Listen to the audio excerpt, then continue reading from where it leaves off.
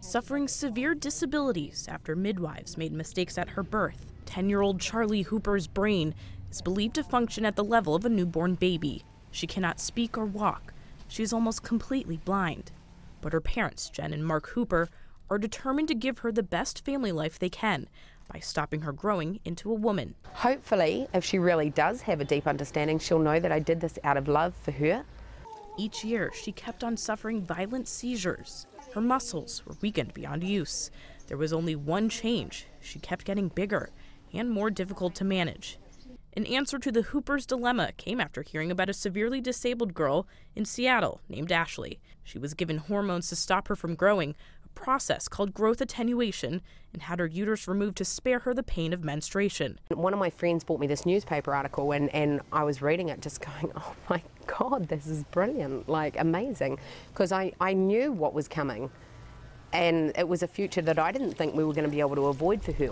A future where as Charlie grew, her parents feared her world would grow smaller. Family outings like their vacation in Bali would become more difficult. They couldn't carry her. It would be a life with hoists and machinery to move her. But getting Charlie the controversial treatment would be difficult.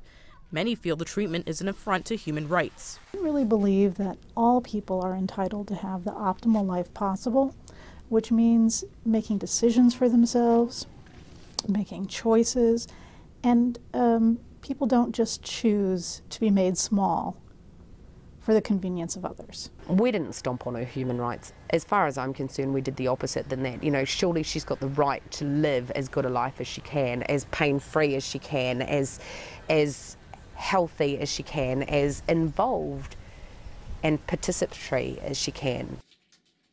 Growth attenuation had never been carried out before on a disabled child in New Zealand.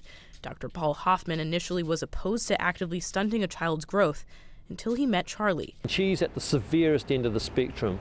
This is a girl who is blind, who can't move, who has to be fed, who is totally dependent on all daily cares on her parents. An ethics panel initially rejected the request for treatment.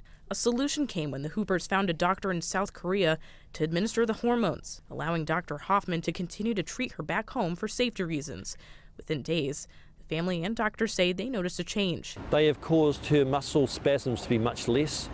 She seems to be in less pain, and the family have stated to me that that's the first time they felt she smiled spontaneously. She's been happier. Charlie had stopped growing by age 8 after an ethics board approved a hysterectomy. Her uterus was removed to avoid the painful process of menstrual growth. I'm proud of what we did. We achieved the impossible and we worked damn hard to do it. Cost a lot of money, cost a lot of time. It was a hugely stressful thing and it shouldn't have been any of that. But we managed it. Managing to give Charlie the best life they can for as long as they can. Emily Roseman, Associated Press.